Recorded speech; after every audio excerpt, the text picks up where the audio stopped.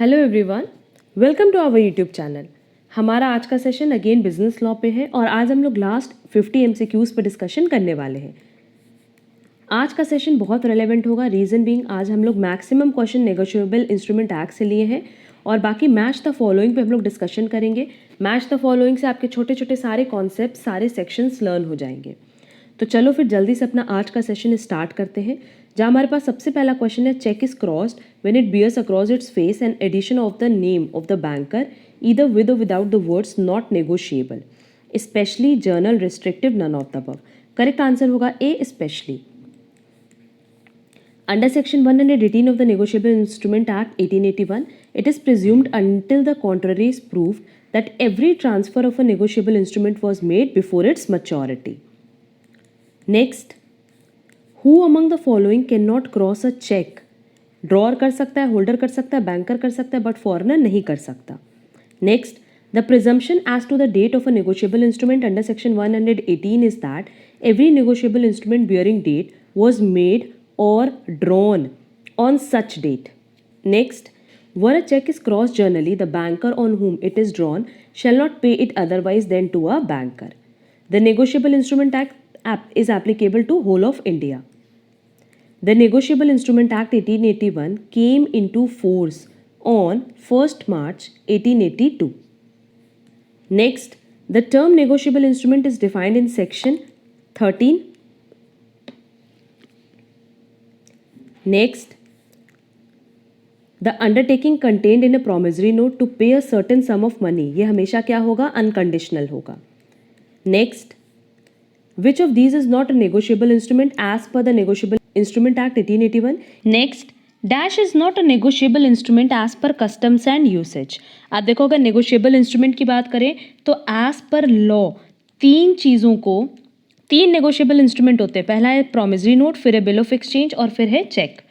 And अगर हम बात करें as per custom and usage, तो इन तीनों के अलावा जो भी नेगोशिएबल इंस्ट्रूमेंट होते हैं सब as per custom and usage होते हैं, जैसे अकोमोडेशन बिल, जिससे inchoate instrument, ambiguous instrument, share warrants, bearer debentures, ये सब किस में आएंगे, as per customs and usage में. तो गिवन ऑप्शन में देखते हैं, कह रहा है डिलीवरी नोट, ये negotiable instrument as per custom and usage है, रेलवे रिसीट भी और गवर्नमेंट प्रॉमिसरी नोट भी. बट अगर चेक की बात करें तो ये as per custom and usage नहीं है, ये एज पर लॉ माना जाता है negotiable instrument.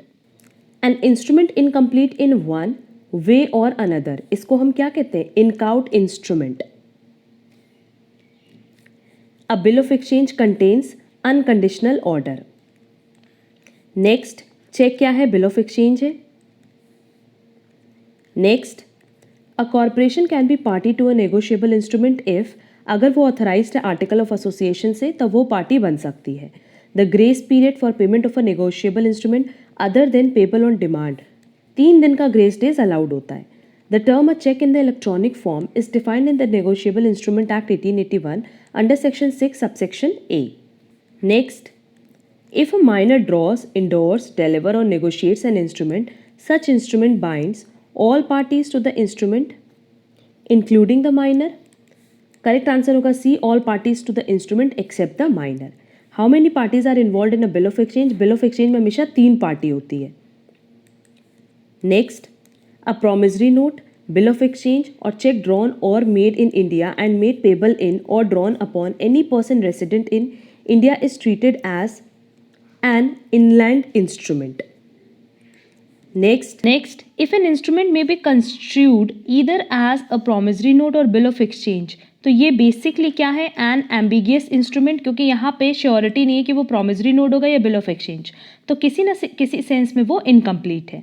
Next, if the words not negotiate are used with special crossing in a cheque, तो उस केस में ना वो चेक कभी भी ट्रांसफरेबल नहीं होता.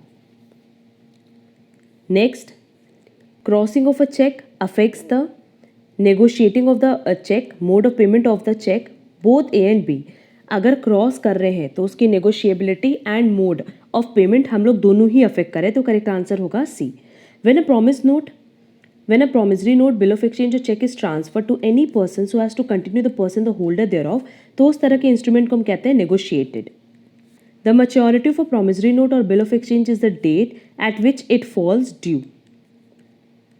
When the day on which a promissory note or bill of exchange is at maturity is a public holiday, अगर public holiday है तो एक preceding business day हम ले लेते हैं, क्योंकि हमें पता है कि आज छुट्टी है, आज हॉलीडे है, तो एक दिन पहले हम उसका पेमेंट करते हैं, और अगर मान लो इमरजेंसी हॉलीडे हुई तो फिर एक दिन बाद पेमेंट करते हैं। करेक्ट आंसर होगा B.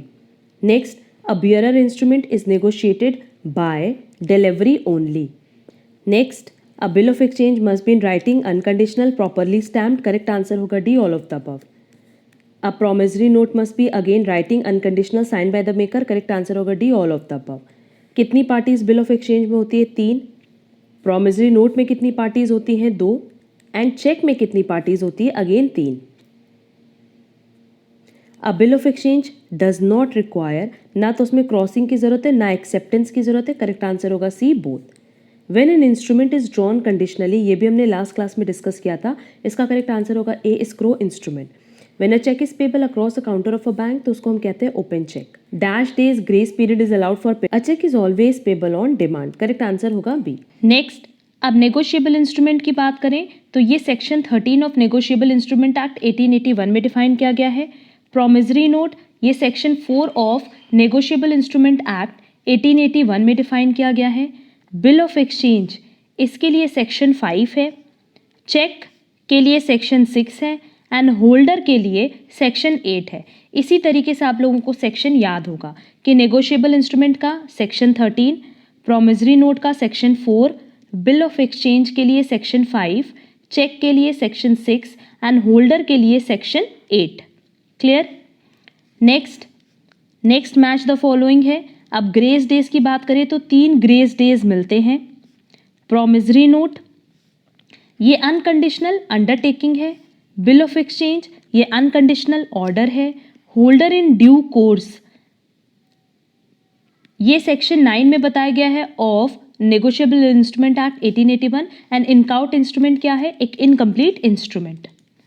Next, cheque in electronic form इसको डिफाइन किया गया है सेक्शन 6 सबसेक्शन 1 में, जो कि दिया हुआ explanation 1A to section 6। Bearer instrument always payable on demand. Cheque does not require crossing. Bill of exchange का एंडोर्समेंट भी पॉसिबल है, डिलीवरी भी पॉसिबल है, and order instrument mere delivery. Next, ये सेल ऑफ गुड्स एक्ट पे है। Cell of goods act 1930 की जो डेट थी वो थी 1 जुलाई 1930। देन कंडीशन क्या है? Essential to the main purpose of the contract, और वारंटी क्या है? Collateral to the main purpose of the contract. अब अनपेड सेलर की बात करो तो इसको डिफाइन किया गया है section 45 of the sale of goods act 1930, and auction seller को डिफाइन किया गया है section 64 of the sales of goods act 1930। Next, delivery ये वॉलंटरी ट्रांसफर है of possession of goods. Document of title of goods जैसे इसमें हो गया डॉक वारंट्स। गुड्स की बात करें तो स्टॉक भी है, शेयर्स भी है। प्राइस की बात करें तो ये मनी कंसिडरेशन है, और प्रॉपर्टी मतलब ओनरशिप की बात करते हैं that is general property in goods. Next, agreement to sale ये एग्जीक्यूटरी कॉन्ट्रैक्ट है। गुड्स ये section 2 subsection 7 of the sales of goods act 1930 में डिफाइन किया गया है। एग्जिस्टिंग गुड्स को डिफाइन किया गया है section 6 of the sale of goods act 1930। Future goods वो गुड्स जो कि अभी बनने बाकी हैं, और सेल मतलब एग्जीक्यूटेड कॉन्ट्रैक्ट। नेक्स्ट, प्राइस को डिफाइन किया गया है section 9 and section 10 of sales of goods act 1930। Document of title to goods को डिफाइन किया गया है section 2 subsection 4। Passing of property को डिफाइन किया गया है सेक्शन 18 टू सेक्शन 25। नेमो दैट क्वेड नॉन हैबिट इसको डिफाइन किया गया है सेक्शन 27 में, एंड कंडीशन को बताया गया है सेक्शन 12 सबसेक्शन 2 में। नेक्स्ट, वारंटी के लिए सेक्शन 12 सबसेक्शन 3 है। Condition as to title section 14 subsection A।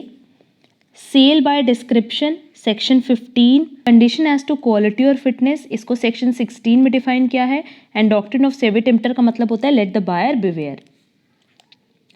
Next, condition as to merchantability मतलब acceptability in the market. Warranty of quiet possession section 14 subsection B। Warranty of freedom from encumbrances section 14 subsection C। Constructive delivery मतलब delivery by attornment and right of lien, ये आएगा section 47 में। सारे sections यहाँ से learn कर लेना क्योंकि ये सब important exam point of view से। नेक्स्ट, अब आ रहा है Indian contract act. Offeror basically वो पर्सन होता है जो प्रपोजल करता है, तो ये इसके लिए मैचिंग हो गया ई।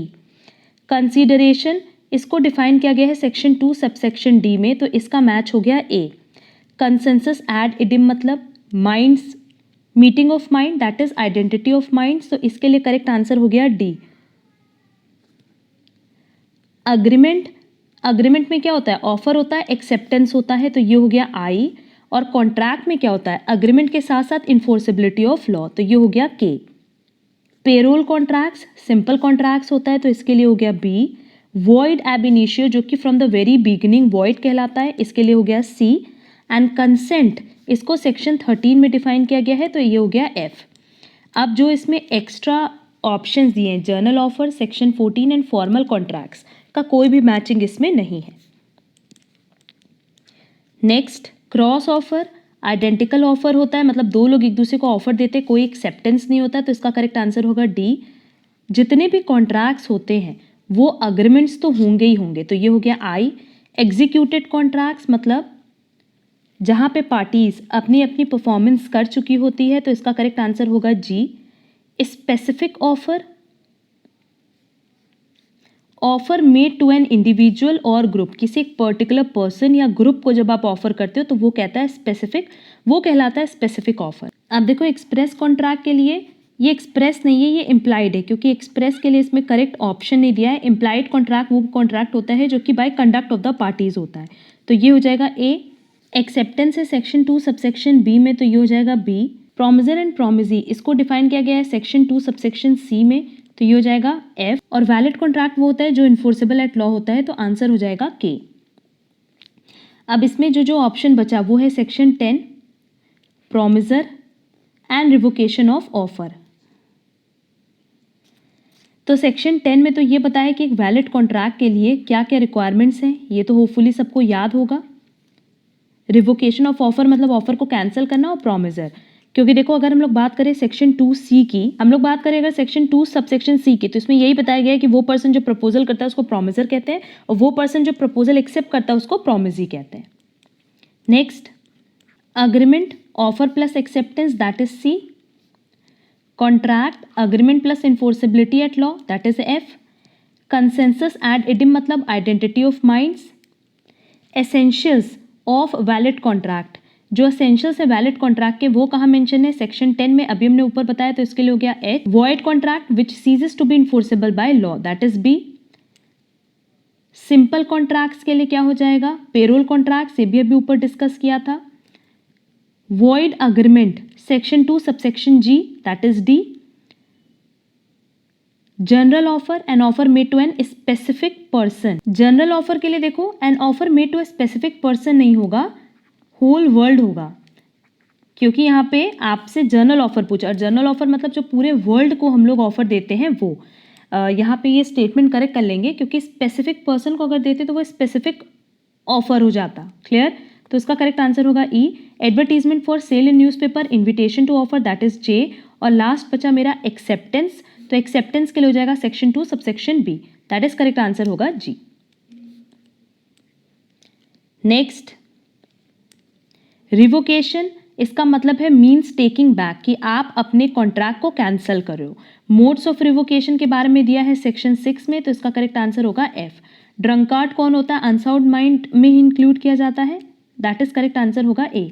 कोर्जन के लिए हो गया थ्रेट और फोर्स, जो कि इंडियन पेनाल कोड के अगेंस्ट हो।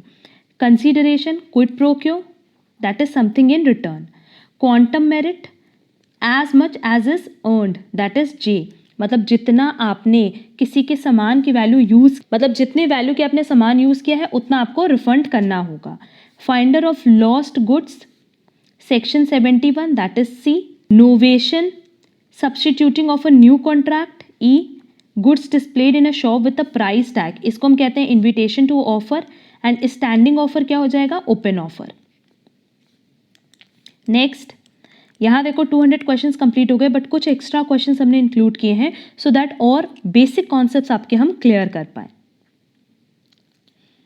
प्रोमिजर एंड प्रोमिजी ये सेक्शन 2 सबसेक्शन सी में बताया है। माइनर के लिए यूज़ किया है section 3 of the Indian majority act 1875, तो ये जे हो जाएगा। फिर आएगा quasi contract, obligation is imposed by law. Remission, agreement to receive less than what is due, तो ये हो जाएगा H. Ignorantia juris non excusat, ignorance of law is no excuse, अगर आपने लॉ इग्नोर किया तो ये कोई रीजन नहीं माना जाता।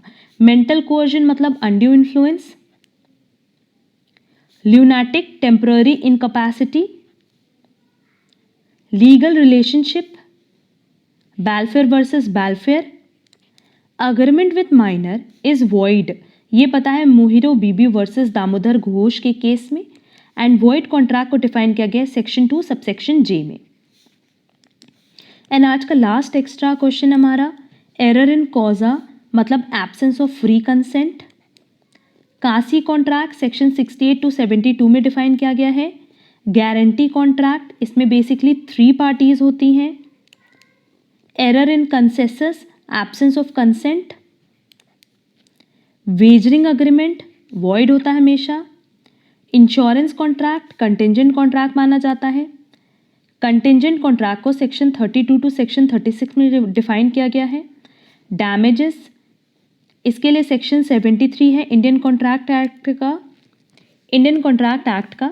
Rules of impossibility section 56 and law of damages को बताया गया हेडले वर्सेस बैक्सनडेल में। तब यहाँ जो भी पॉइंट आपको लर्न कर लेना, क्योंकि उस पर एमसीक्यूज बन सकते हैं। मैच द फॉलोइंग एग्जाम में नहीं आता, बट एमसीक्यूज क्वेश्चन बन सकते हैं एग्जाम में। तो ये हम लोगों का ओवरऑल 200 + 2 एक्स्ट्रा क्वेश्चंस कवर हो गया, जहां हमने सारे मैच द फॉलोइंग और जितने रेलेवेंट क्वेश्चंस बन सकते थे एग्जाम पॉइंट ऑफ व्यू से वो हमने यहाँ डिस्कस कर लिए हैं। आप इसकी टोटल जो पीडीएफ है आपको हमारे टेलीग्राम चैनल पे मिल जाएगी, वो आप डाउनलोड कर लेना। और हमारा ये सजेशन रहता है हमेशा कि उसको प्रिंट आउट करा के बहुत ही आराम से पढ़ सकते हो। आज के किसी भी क्वेश्चन में डाउट हो, कहीं पे भी आंसर डाउटफुल लगे तो प्लीज़ आप लोग कमेंट बॉक्स में कमेंट करके बताना, सो दैट हम उस पर फर्दर डिस्कशन कर सकें। और अगर आपको आज की क्लास यूजफुल लगी तो वीडियो को लाइक ज़रूर करना एंड कमेंट करना। एंड जो भी आपका आज की क्लास पे व्यू है वो कमेंट ज़रूर करना, हमें अच्छा लगेगा। अब हम लोग मिलेंगे हमारी नेक्स्ट क्लास में, जहाँ हम लोग कुछ और क्वेश्चंस डिस्कस करेंगे related to international trade, entrepreneurship and human resource management. आज के लिए बस इतना। Thank you so much.